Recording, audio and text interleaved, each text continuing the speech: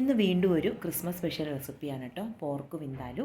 സാധാരണ നമ്മൾ പോർക്ക് വരട്ടിയൊക്കെ ഉണ്ടാക്കുന്ന ആ ഒരു രീതിയിൽ നിന്നും തീർത്തും വ്യത്യസ്തമായിട്ടുള്ള ഒരു റെസിപ്പിയാണ് ഈ പോർക്ക് വിന്താലു. ഒരു ഇൻഡോ പോർച്ചുഗീസ് ഡിഷാണ് ഈ പോർക്ക് വിന്താലു എന്ന് പറയുന്നത്.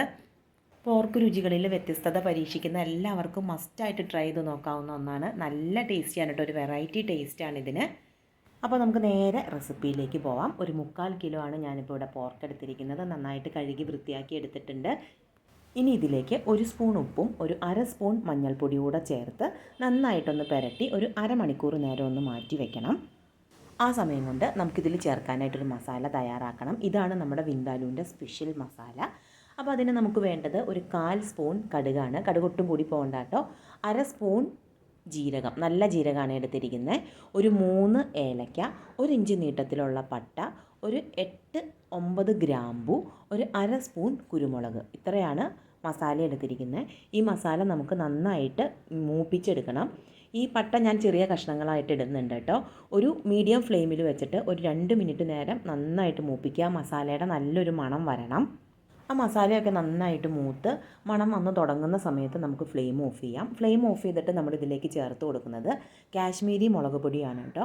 ഒരു 3 സ്പൂൺ കാശ്മീരി മുളക് പൊടി എടുത്തിട്ടുണ്ട്. ഇനി ഈ ചട്ടിയുടെ ചൂടിൽ തന്നെ നമുക്ക് ഈ മുളക് പൊടി ഒന്ന് മൂത്ത് കിട്ടും. ഈ മുളക് പൊടി ഇല്ല, മുളകാണ് നമ്മുടെ കയ്യിലിരിക്കുന്നതെങ്കിൽ ഈ മസാല വറുക്കുന്നതിൻ്റെ കൂടെ കാശ്മീരി മുളക് ഇട്ട് കൊടുത്താൽ മതി. ഇനി ഇതൊന്ന് നമുക്ക് അരച്ചെടുക്കണം. അപ്പോൾ അരച്ചെടുക്കാനായിട്ട് ഒരു 1/2 ഇഞ്ച് നീട്ടത്തിലുള്ള ഇഞ്ചിയും ഒരു 6 അല്ലി വെളുത്തുള്ളിയും കൂടെ ഞാനിതിലേക്ക് ചേർക്കുന്നുണ്ട് കേട്ടോ. ഇത് അരയ്ക്കാനായിട്ട് ഞാനിവിടെ ഒരു 2 സ്പൂൺ വിനാഗിരിയാണ് ഇപ്പോൾ ചേർക്കുന്നത്. ഒരു 2 സ്പൂൺ വിനാഗിരി ചേർത്ത് ഒന്ന് ചതച്ചെടുക്കുക.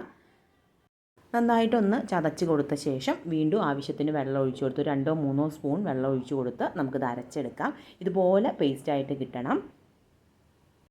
ഇനി ഈ മസാല നമ്മൾ ആദ്യം മാരിനേറ്റ് ചെയ്ത് വെച്ചിരിക്കുന്ന പോർക്കിലേക്ക് ചേർത്ത് നന്നായിട്ട് തിരുമ്മി പിടിപ്പിക്കണം.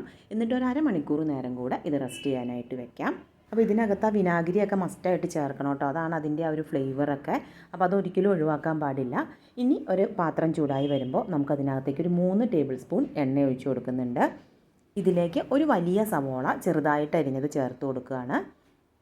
ഇതിലേക്ക് ഒരു 3 പച്ചമുളകും ഒരു 2 തണ്ട് കറിവേപ്പില കൂടെ ചേർക്കുന്നുണ്ട്.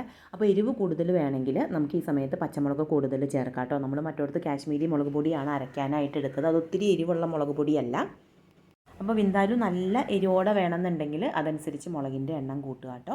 ഇനി ഈ സവോള ഒന്ന് വഴറ്റുക. വഴറ്റുമ്പോൾ ഭയങ്കര ബ്രൗൺ കളറാവുമൊന്നും വേണ്ട, ഒന്ന് ട്രാൻസ്പെറൻ്റായി കിട്ടിയാൽ മതി. ഇതിലേക്ക് നമ്മളെല്ലാം പുരട്ടി വെച്ചിരിക്കുന്ന ആ പോർക്ക് കൂടെ ചേർത്ത് നന്നായിട്ട് തന്നെ ഇളക്കി യോജിപ്പിക്കുക. ഇതിലേക്ക് അടി പിടിക്കാതിരിക്കാൻ വേണ്ടി മാത്രം ഒരു 1/4 ഗ്ലാസ് വെള്ളം ഒഴിച്ചു കൊടുക്കുന്നുണ്ട് കേട്ടോ. നമ്മൾ ആ മസാല പുരട്ടി വെച്ചിരിക്കുന്ന ആ പാത്രം ഒന്ന് കഴുകി ഒഴിച്ചതാണ്. നന്നായിട്ട് ഒന്നുകൂടെ ഇളക്കി കൊടുത്ത ശേഷം അടച്ചു വെച്ച് വേണം ഇനി ഇത് വേവിച്ചെടുക്കാൻ. നമ്മൾ കുക്കറിലല്ല ഇത് വേവിക്കുന്നത്. നമ്മുടെ ഈ വിന്താലുവിൻ്റെ ഒരു ടേസ്റ്റ് എന്ന് പറഞ്ഞാൽ ഇത് സ്ലോ കുക്കായി വരുന്നത് തന്നെയാണ് കേട്ടോ. അപ്പോൾ അതും ഒന്ന് ശ്രദ്ധിക്കുക. ഓരോ 10 മിനിറ്റ് കഴിയുമ്പോഴും തുറന്ന് ഒന്ന് ഇളക്കി കൊടുക്കണം. ഇത് സ്റ്റീലിൻ്റെ പാത്രവും കൂടെ ആയതുകൊണ്ട് അടി പിടിക്കാതിരിക്കാനായിട്ടാണ് ഇടയ്ക്ക് ഇളക്കി കൊടുക്കാൻ പറഞ്ഞത്. ഒരു 30 മിനിറ്റൊക്കെ കഴിയുമ്പോഴേക്കും കണ്ടോ നമ്മുടെ പോർക്കിൻ്റെ കളറൊക്കെ മാറി നന്നായിട്ട് വേവാനായിട്ട് തുടങ്ങിയിട്ടുണ്ട്. ഇനിയും വീണ്ടും അടച്ചു വെച്ച് തന്നെ വേവിച്ചെടുക്കുക. ഏതാണ്ട് ഒരു 45 മിനിറ്റിൻ്റെ മുകളിലെടുക്കും നമുക്കിത് വെന്ത് കിട്ടാനായിട്ട് കേട്ടോ.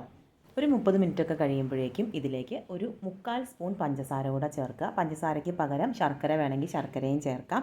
മസ്റ്റായിട്ട് ചേർക്കണം കേട്ടോ, ഇത് ഒഴിവാക്കരുത് ഒരിക്കലും. ഇനി നന്നായിട്ട് ഒന്നുകൂടെ ഇളക്കി യോജിപ്പിച്ച് അടച്ചു വയ്ക്കുക. ഇത് നല്ല വേവായി കഴിഞ്ഞാൽ തീ കൂട്ടിയിട്ട് ഒരു 2 മിനിറ്റ് നേരം കൂടെ ഒന്ന് വരട്ടിയെടുക്കാം. അവസാനം ഒരു 2 തണ്ട് കറിവേപ്പില കൂടെ ചേർക്കാം. കേരള സ്റ്റൈല് പോർക്ക് ഫ്രൈയിൽ നിന്നും തീർത്തും വ്യത്യസ്തമായിട്ടുള്ള ഒരു രുചിയാണ്. നിങ്ങൾക്ക് ഇഷ്ടപ്പെടും. ട്രൈ ചെയ്ത് നോക്കുക, ഫീഡ്ബാക്ക് അറിയിക്കുക. പുതിയൊരു വെറൈറ്റി റെസിപ്പിയായിട്ട് നമുക്ക് വീണ്ടും കാണാം. താങ്ക്